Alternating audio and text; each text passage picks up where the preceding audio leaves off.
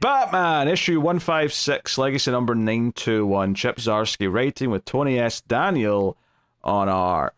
There's something nostalgic to me about Tony S. Daniel on art. Not because I particularly feel any, I don't dislike it, but I don't particularly love it either. It's more just that he happened to be on art on like one of the Batman books when I started reading single issues. So there's just kind of like a weird, he's still kicking about doing Batman books. That's just a weird little thing. Kind of that DC house style we always talk about. Like Tony Daniel's like the perfect example of that. And it always reminds me of the New 52 because he was doing so much. So many different books at that point. I think he did a Justice League. He did, I think, Detective, right? He was writing Batman before the New 52 started, and then he started writing Detective Comics after the New 52 started. That's right. Because him and Snyder flipped. Yes. Because Snyder was on tech, and then he took over Batman. And So and then he did the Superman Wonder Woman book, and he kind of just popped around. So there's some kind of weird nostalgia with it. But yeah. Yeah, so I mean, last issue was kind of a weird one. There was a lot to kind of take in, and I honestly just feel like the story. Like I like parts of the last issue, which were Bruce having to wrestle with the idea that someone he's looked up to as being purely good, and someone that he can sort of live up to might not be perfect and might have done something bad. That side of it I liked. The side of it of Gordon having the affair with like the mayor's wife and like all the like Riddler and Mad Hatter stuff, whatever, I did not care that much. This issue kind of continues that trend where there's a scene that really bugged me, right? So Batman basically takes the glasses, gives them to Bullock and says, "Oh, hey, like he was framed, Mad Hatter tech in here, Riddler's behind it, I'm gonna go deal with that," right? When Gordon gets out the station about halfway through the issue, he gets out and like Mrs. Nakano is there. And he says, "Hey, good news, they've got proof that I'm innocent, I didn't kill him." And she gets mad at him and says, "Oh, hey, you're making this about you. My husband and the father of my child is still gone. This isn't about you." And kind of like, goes off in a sort of melancholy moment as Jim sits there all sad. And I thought, don't get me wrong, it's not just about him. Clearly there's still something to process there, right? He should be considerate of what you've just lost. However, he thought he was going to go to prison for murder and has just discovered that there's proof that proves that he is innocent. I think he's allowed to be happy. It was the line where she said, "You're standing there smiling." I'm like, of course he's smiling. He just found out he's not guilty of murder. But, and again, too, it's such a soap opera, not in a complimentary way.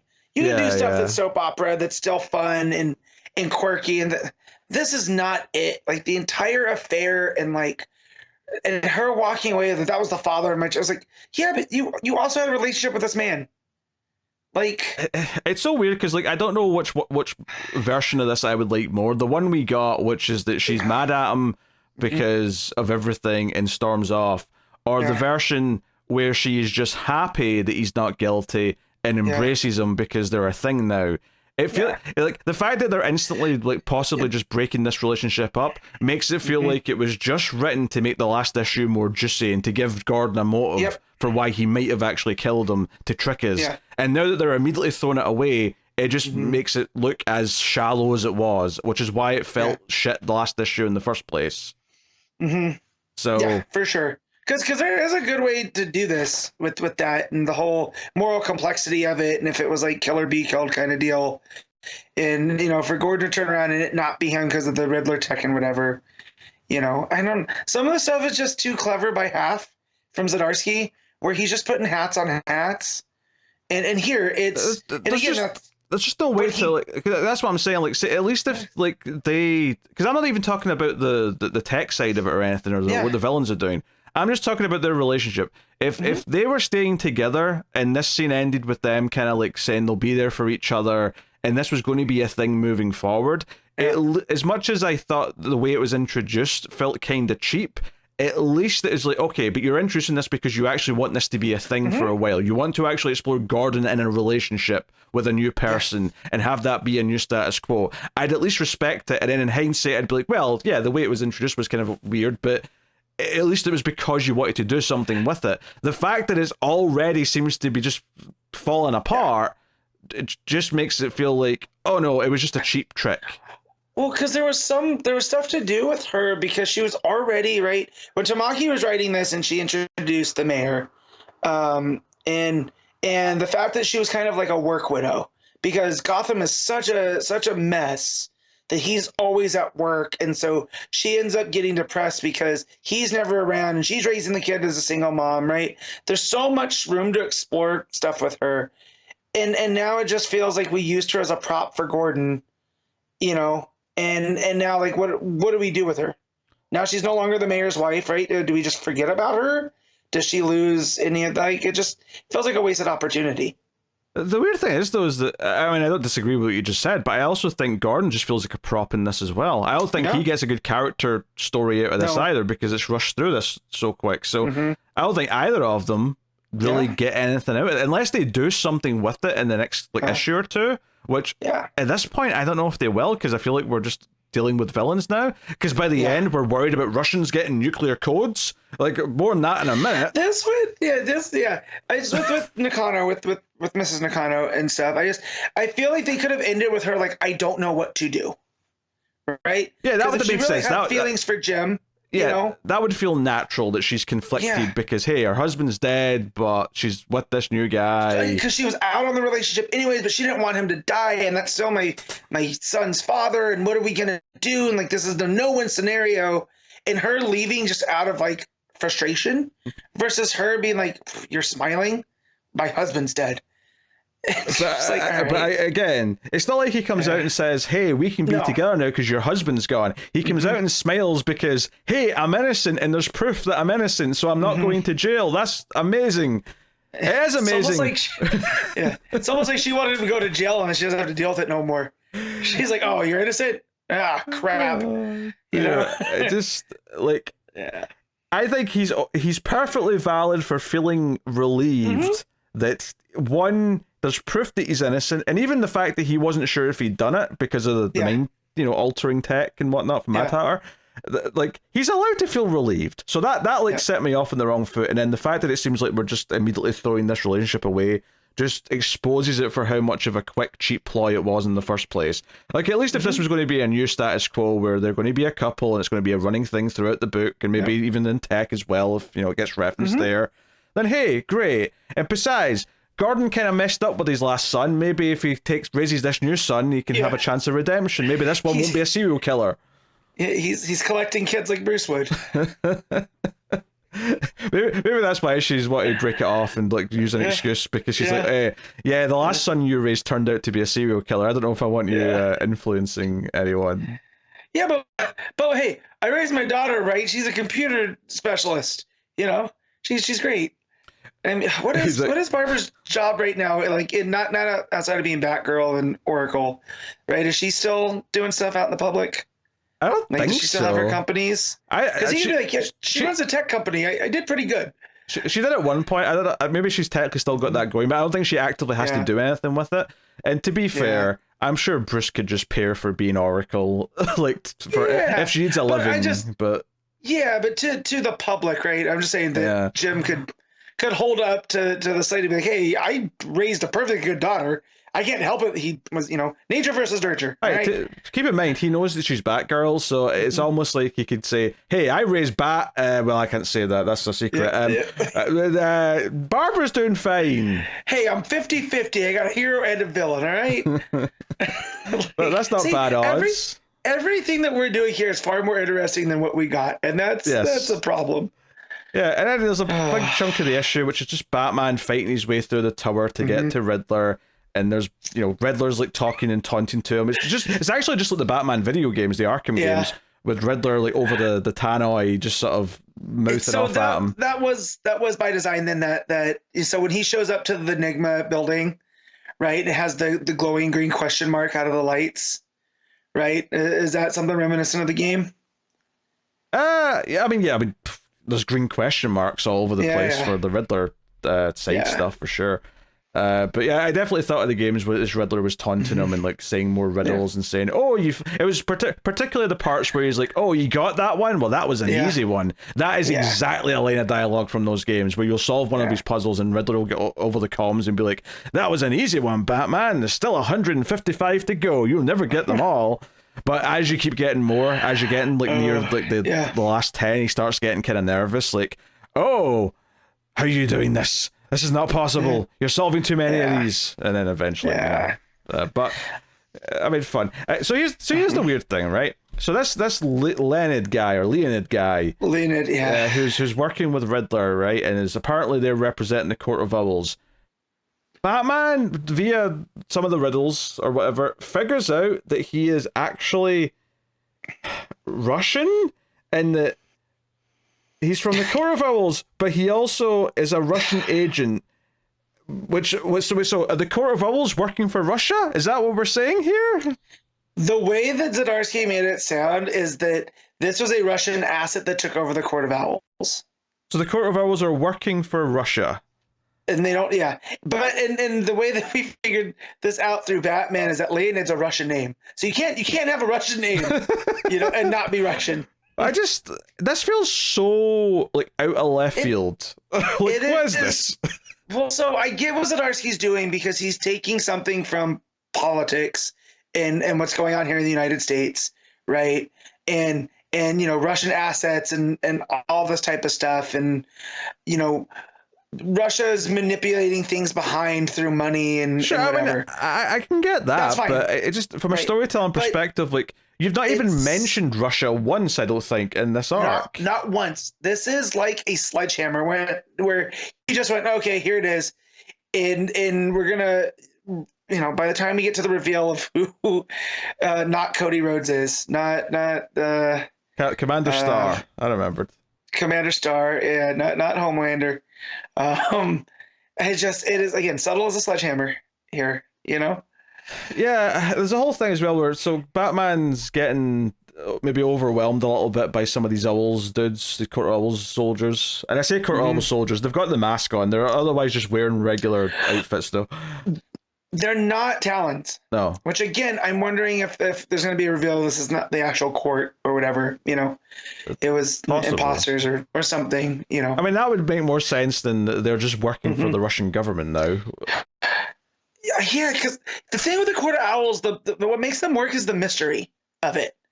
And to make them Russian assets gets completely the mystique is just gone at that point. Gone. And God, and they're definitely a less is more type thing with the court. So yeah, this the whole, like, you could do it like, the court's been infiltrated, he's a rogue agent, whatever, and he happens to be Russian.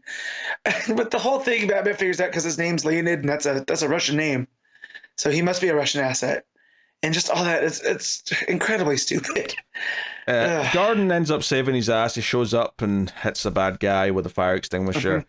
And then from here it's kind of weird. He kind of like Batman's like, hey, I need to go after this Leonid because he has he's basically, because of Enigma's computer tech, he's had access to all of the government systems. He's got nuclear launch codes, and I'm like, wait, we're talking about nuclear launch codes now? What? But whatever, right? So, and Gordon's like, I'll stay here and go after Riddler and Mad Hatter and whatnot. And Batman's like, are you armed? And he's like, no, I'm just, I just came straight here. And Batman takes off his utility belt and hands it to Gordon and says, I've got a spare in the car.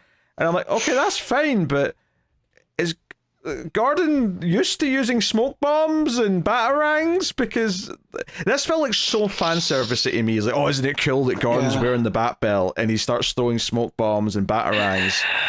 So also, depending on how the rope gun works, like if it's shaped like an actual gun, I want the cop in him to take over, and he's just shooting the rope apparatus at the villains. I think that would be so funny.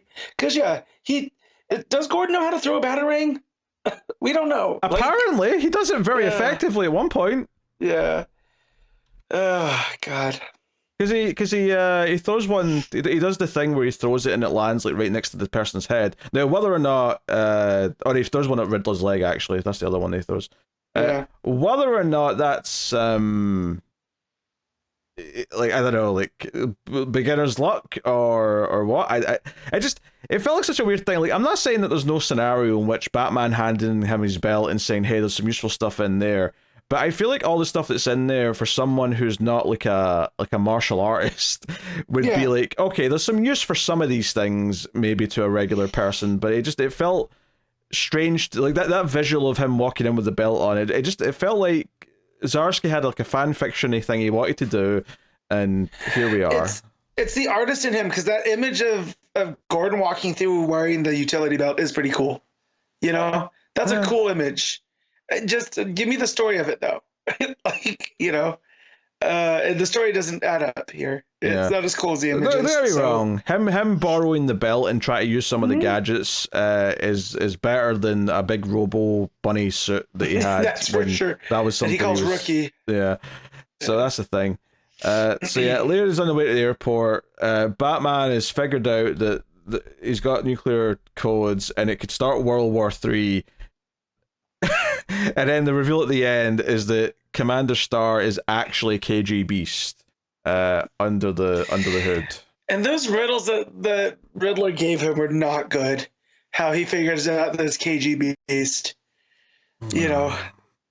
So where he says, you know, it's what I'm up against. He goes, not in pounds, but I measure weight. I won Beauty's love, which started as hate.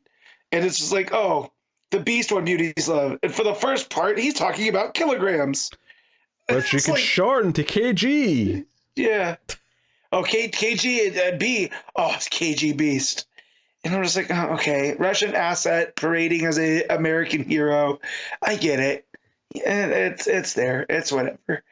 But I honestly, the moment where he's like saying we have to go after Leonid, and you turn the page and it says he has access to this, that, and you turn the page and it says nuclear weapons, codes. And I'm like, wait, how did this arc about like a hostile takeover of Wayne Enterprises and a murder mystery turn into the Russians have got nuclear bombs from America? How did it turn into that? This is absolutely... Like, I started this arc kind of... The first two issues of this arc, I was like, this is actually alright. I'm kind of liking a lot of what they're doing here. Mm-hmm. And then last issue I didn't really like, and then this one it was like, see the shark? We're not just going to jump the shark. We're going to do a backflip over the shark. And then the shark's going to do a backflip over us. And then blow up. Uh-huh. Like, what is this? Like, this just went to these extremely wild places, and I don't, and maybe I'm forgetting little subtle teases or something. No. But I felt that all this just came out of nowhere to me. Like we had gotten the vibe that Commander Star is somebody that's had training and whatever. Yeah. And so the reveal of KGB, like, that's fine. No, I mean, yeah, but like the whole Russian codes and World War III and like. Yeah, I'm not talking about KG Beast. Like the riddle's a bit stupid, but the fact that it turns out to be KG Beast is completely fine. That's not that weird. Yeah. It's what the stakes are supposed to be now. Mm-hmm. Which now it's no, Russia's going to start World War III. Batman has to stop it. How did we get to that? Because it wasn't that. We still have the. But it wasn't that at the start of this issue, but somehow at the end of this issue, that's what it was. I'm far more concerned about the brother in all of this, too, because there's that lingering thread. Yeah, he wasn't mentioned. We're even dealing with him this issue. No, they do kind of mention it towards the end here, because the lady that's talking to him, the one that was helping Riddler, says, you know, I've been. Specifically, I've been working with them. Specifically, the woman who is on the Wayne board. She works at Wayne Enterprises. That's an important detail. She's not just working with Riddler. Makes it sound like she's like a villain henchman or something. No, she's on the board, and she says, I helped him find your brother. You know, so there's that little lingering thread, too, in addition to Russia and World War III and the codes. Okay, there's a reference to it, but it's not part of the story in this issue. It's just... No, but again, that's like... he wouldn't have button it up if there's not if it's still an important thing. Well, I'm not saying they're not going to get back to it. I'm saying that there's so much crazy shit in this issue, and that's not even a factor in it. That's the point I'm making. I'm not saying that they're not going to go back to it. Of course they're going to go back to it. No, but also all that crazy shit, again, I want to know what's more with the brother. Like, where are we going with this? I don't give a shit. I don't give a shit what the brother is. I'm going to read it. I'm going to find out. I'm going to complain. This arc somehow turned into absolute shit. I mean, I'll give it this. At the very least, compared to all the failsafe stuff and all that ZDARSKY stuff that I hated, at the very least, this is wild and I can't predict it anymore. So that's something for talking value's sake.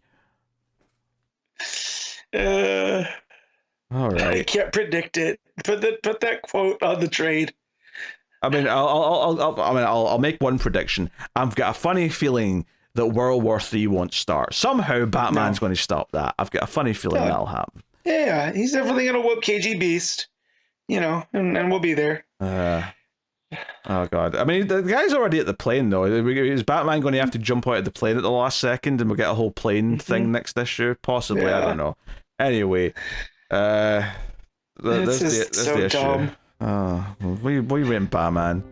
I'm gonna give this a 5. I think I came into this thinking 5, but I kind of I got mad there, so I'm going to say 4. I'm going to do a whole point.